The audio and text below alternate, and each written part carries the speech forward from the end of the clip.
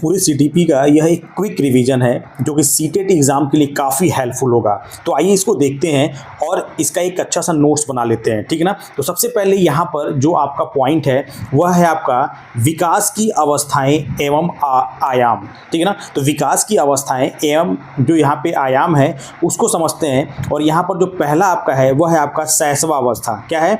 शैशवावस्था है, जो कि आपका 0 से आपका 5-6 वर्ष तक का ये समय होता है, शैशवावस्था, ठीक है ना। और इस अवस्था में जो बच्चे होते हैं, ठीक है ना, इस अवस्था में जो बच्चे होते हैं, ठीक है ना, वह कैसे सीखते हैं, क्या करते हैं, ये सब इसमें पॉइंट्स आपको ध्यान देना होगा। देखिए, शैशवावस्था जो होता है ना उसको खिलौनों की आयु भी कहते हैं, ठीक है ना, उसको टॉय एज कहते हैं। किसको? शैशवावस्था को। यह सीखने का सबसे आदर्श काल होता है, मतलब सबसे बढ़िया अगर कोई काल होता है तो वह आपका होता है शैशवावस्था, ठीक है ना। 0 से 5 साल का जो बच्चा होता है वह सबसे कह सकते हैं कि आदर्श तरीके से सीखता है, ठीक है ना। इसीलिए इसे खिलौने की भी हम आयु कहते हैं, ठीक है।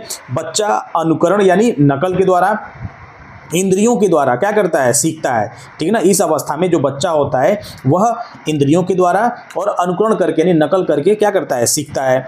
शारीरिक एवं मानसिक विकास क्या होती है? तीव्र गति से होती है। यानी इस अवस्था में जो बच्चों की जो शारीरिक और जो मानसिक विकास होती है वो काफ़ी तीव्र गति से होती है। यानी अगर हम इसको कहें, यानी शैशवावस्था की जो मतलब ये अवस्था है, जो 0 से 5 साल की जो अवस्था है, इसमें आपका जो पहला है यानी खिलौनों की आयु, ठीक है ना। दूसरा कि बच्चा अनुकरण करके इंद्रियों से क्या करता है? सीखता है। और तीसरा कि शारीरिक व मानसिक जो विकास होती है वो तीव्र गति से होती है शैशवावस्था में, ठीक है ना। दूसरा आपका है बाल्यावस्था। क्या है बाल्यावस्था? देखिए, बाल्यावस्था में क्या होता है ना कि जो बच्चे होते हैं, यानी बाल्यावस्था जो होता है वह आपका 6 से 12 साल का उम्र का होता है। यानी 6 से 12 साल की जो बच्चे होते हैं वो बाल्यावस्था में होते हैं, चाइल्डहुड एज होता है। और चाइल्डहुड एज को ही हम क्या बोलते हैं? गैंग एज बोलते हैं। यानी बच्चा गैंग बनाता है, ठीक है ना। या गंदी अवस्था भी कहा जाता है, डर्टी एज, मतलब बच्चा इसमें गैंग बना कर रहता है, थोड़ी गंदी, मतलब कह सकते हैं कि मतलब गंदगी मतलब में रहता है, ठीक है ना। साफ सफाई पे ज़्यादा ध्यान नहीं देता है,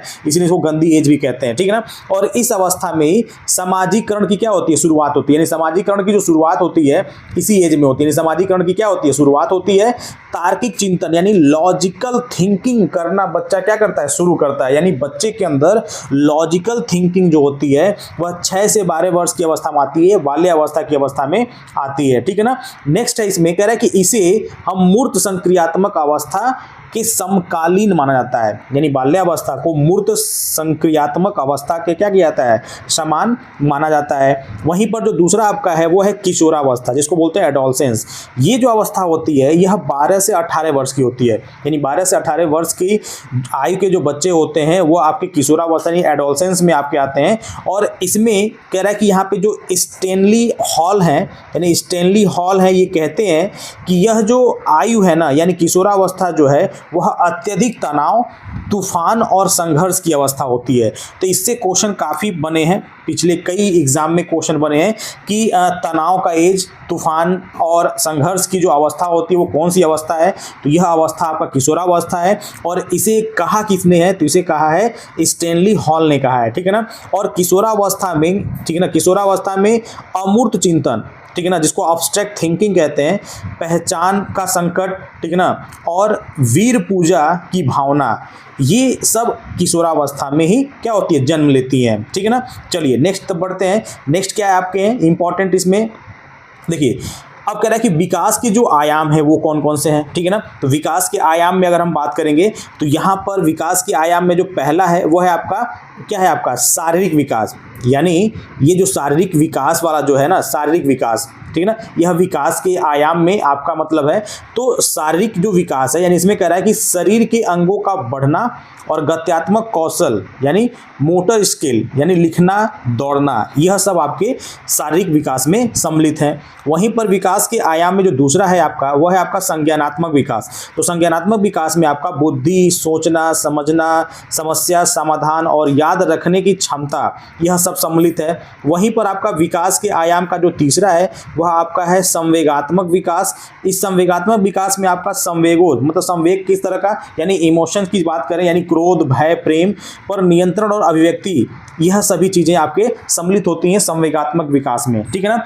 अब वहीं पर हम बात अगर करें कि प्रभावित करने वाले कारक कौन है, यानी विकास को प्रभावित करने वाले कारक कौन कौन से हैं? तो विकास को प्रभावित करने वाले जो कारक हैं उसमें आपका एक है वंशानुक्रम। क्या है आपका? एक आपका है वंशानुक्रम, यानी जन्मजात गुण, आंखों का रंग, बुद्धि, ठीक है ना, इसे स्थिर स्टैटिक मतलब कहा जाता है, यानी स्थिर भी इसे कहा जाता है। दूसरा आपका है वातावरण, यानी इन्वायरमेंट, यानी विकास को प्रभावित करने वाले कारकों में वातावरण या इन्वायरमेंट का एक बहुत बड़ा रोल है। यानी बच्चे को किस प्रकार का पोषण मिल रहा है, यानी बच्चा किस प्रकार का पोषण मिल रहा है, बच्चा किस तरह के समाज में रह रहा है, बच्चा विद्यालय जा रहा है कि नहीं जा रहा है, बच्चे की संस्कृति वातावरण क्या है, ठीक है ना, ये सभी चीज़ें यानी वातावरण में आएंगी और यह सभी बच्चे के विकास को क्या करेंगी? प्रभावित करेंगी, ठीक है ना। इसीलिए इसे हम क्या बोलते हैं? गतिशील बोलते हैं, डायनेमिक बोलते हैं, ठीक है ना। चलिए नेक्स्ट हम आगे बढ़ते हैं। आई थिंक ये आपको समझ में आ रहा होगा, काफ़ी इंपॉर्टेंट है और हेल्पफुल भी है आपके सीटेट एग्जाम के लिए, सीडीपी के लिए। नेक्स्ट आपका है प्रमुख, यहाँ पर हम बात करेंगे प्रमुख मनोवैज्ञानिक सिद्धांत, यानी मोस्ट इंपॉर्टेंट यहाँ पर ये सब चीज़ें हैं, समझिएगा इसको अच्छे से, बहुत ही इंपॉर्टेंट है एग्जाम के दृष्टिकोण से। इसमें जो आपका पहला जो है जो आपके हैं जीन पियाजे, यानी जीन पियाजे की अगर हम बात करें तो जीन पियाजे ने संज्ञानात्मक विकास की 4 अवस्थाएं दी हैं, ठीक है ना।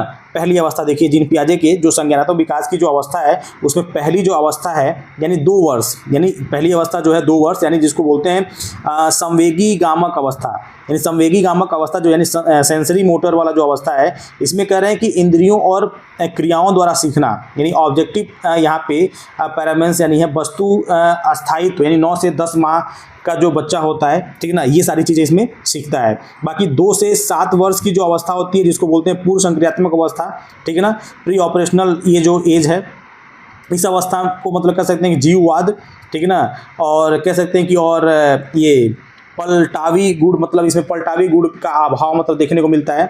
और जो चौथा इनकी जो मनोवैज्ञानिक सिद्धांतों में है पियाजे के, वो है आपका 7 से 11 वर्ष का मूर्त संक्रियात्मक अवस्था, ठीक है ना। इसमें आपका तार्किक चिंतन, संरक्षण, वर्गीकरण, ये सारी चीज़ें इसमें सम्मिलित हैं। और जो चौथी अवस्था इनकी है 11 से 15 वर्ष वाली, ठीक है ना, 11 से 15 वर्ष वाली है, ठीक है।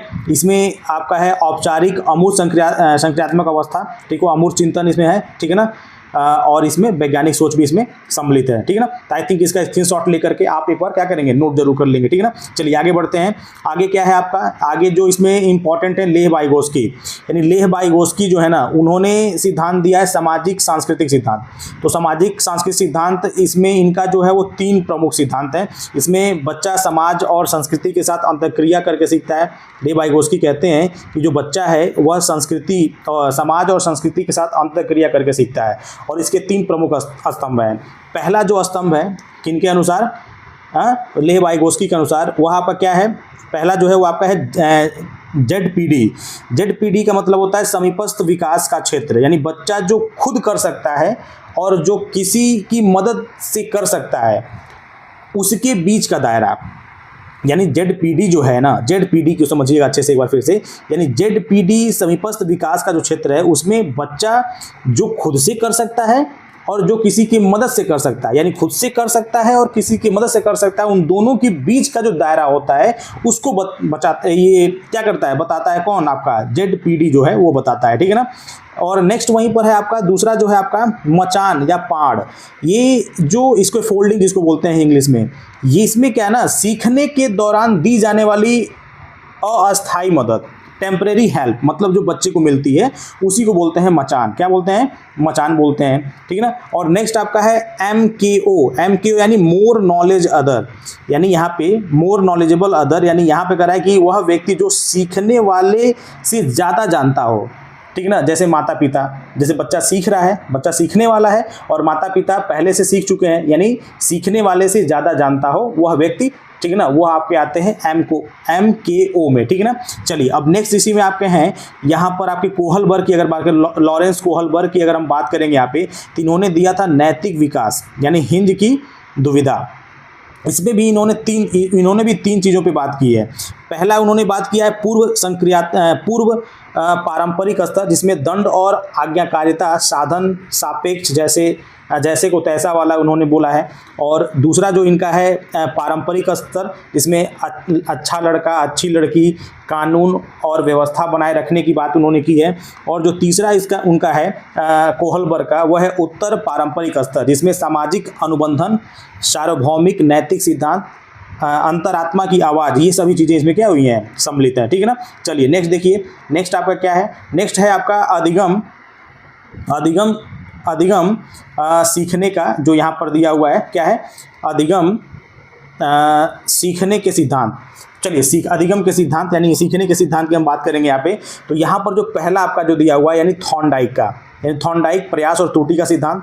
आपको पता है थॉर्नडाइक ने बिल्ली पर अध्ययन किया था, जिसमें उन्होंने प्रयास और त्रुटि का सिद्धांत, जिसको ट्रायल एंड एरर में मतलब उन्होंने एक कह सकते हैं थ्योरी उन्होंने दिया था, जिसमें एक प्रयोग किया था उन्होंने भूखी बिल्ली पर उन्होंने प्रयोग किया और मृत मछली मतलब उद्दीपक का काम किया था।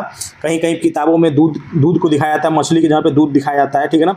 तो भूखी बिल्ली को रख करके उसके अंदर जो उद्दीपक है यानी उसके अंदर जो मतलब कह सकते हैं कि भूख का जो मतलब था, उसके लिए मछली या फिर दूध रखा गया था, जिससे वो अपने पिंजड़े को क्या करती है, मतलब गलती त्रुटि बस वो खोल लेती है और धीरे धीरे सीख जाती है कि मतलब किस वजह से पिंजड़ा खुल रहा है, ठीक है ना। तो वह सिद्धांत प्रयास और त्रुटि का सिद्धांत में आता है, ठीक है ना। और इसकी जो 3 मुख्य नियम ये थे, तत्परता का नियम, अभ्यास का नियम और प्रभाव संतोष का नियम, ठीक है ना। ये थॉर्नडाइक का जो प्रयास और त्रुटि का सिद्धांत है उसकी ये मुख्य नियम है, 3 नियम है, तत्परता के नियम, अभ्यास का नियम और आपके प्रभाव और संतोष का नियम। वहीं पर जो दूसरा आपका है वह है आपका पावलोव, जिसका शास्त्रीय अनुबंधन जो है, और इन्होंने अध्ययन किया था कुत्तों के ऊपर, ठीक है ना। उन्होंने कुत्ते की लार पर उन्होंने घंटी बजने पर लार टपकाना, ठीक है ना, उनको भी उन्होंने पिंजरे में बंद किया हुआ था और घंटी बजते ही खाना आता था उसके सामने, ठीक है ना। और ऐसा उन्होंने बार बार किया कुत्ते के साथ और अंततः खाना आना तो बंद हो गया, लेकिन घंटी जब बजती तो कुत्ते के मुंह से लार टपकना शुरू होता था। तो इसमें कह सकते हैं कि यह स्वाभाविक उद्दीपक भोजन को क्या करता था, अस्वाभाविक उद्दीपक यानी घंटी से जोड़ता है, ठीक है ना। चलिए नेक्स्ट यहाँ पे है स्किनर है, ठीक है ना। स्किनर का क्रिया प्रसूत का जो सिद्धांत है काफ़ी एग्जाम में पूछे जाते हैं, यानी स्किनर का जो क्रिया प्रसूत का जो सिद्धांत है, ठीक है ना, क्रिया प्रसूत अनुबंधन, ठीक है ना। इसमें उन्होंने अध्ययन किया था किसके ऊपर, चूहों के ऊपर। किस पे किया था उन्होंने, चूहों पे किया था और कबूतर पे किया था, जिसमें पुनर्बनन और इन्फोर्समेंट की बात करते हैं, इनाम या शाबाशी पर जोर उन्होंने दिया है इस सिद्धांत के द्वारा। और उन्होंने बताया कि इसके अनुसार पहले अनुक्रिया होती है, फिर बाद में उद्दीपक यानी मिलता है। यानी इनके कहने का मतलब कि पहले क्या होती है, अनुक्रिया होती है, फिर बाद में उद्दीपक क्या होता है, मिलता है। तो यह आपके सीडीपी के कुछ क्विक मतलब कह सकते हैं कि रिवीजन वाले क्वेश्चन थे, ठीक है ना। और आपको कैसा लगा इसको आप लोग कमेंट करके ज़रूर बताएंगे, और ठीक है ना, उसे शेयर भी करेंगे अपने दोस्तों के साथ। और अगर आपको और भी मतलब जैसे सीटेट पेपर 2 सोशल साइंस का भी अगर आपको नोट्स चाहिए तो आप लोग अभिषेक सर 450 यूट्यूब चैनल पर जाके जुड़ सकते हैं। वहाँ पर आपको अलग अलग प्लेलिस्ट बना दिया गया है, आप वहाँ से जा करके NCERT बुक्स के नोट्स आप वहाँ से प्राप्त कर सकते हैं, ठीक है ना। तो नेक्स्ट वीडियो में मिलते हैं नए टॉपिक के साथ, ठीक है ना। ओके, धन्यवाद।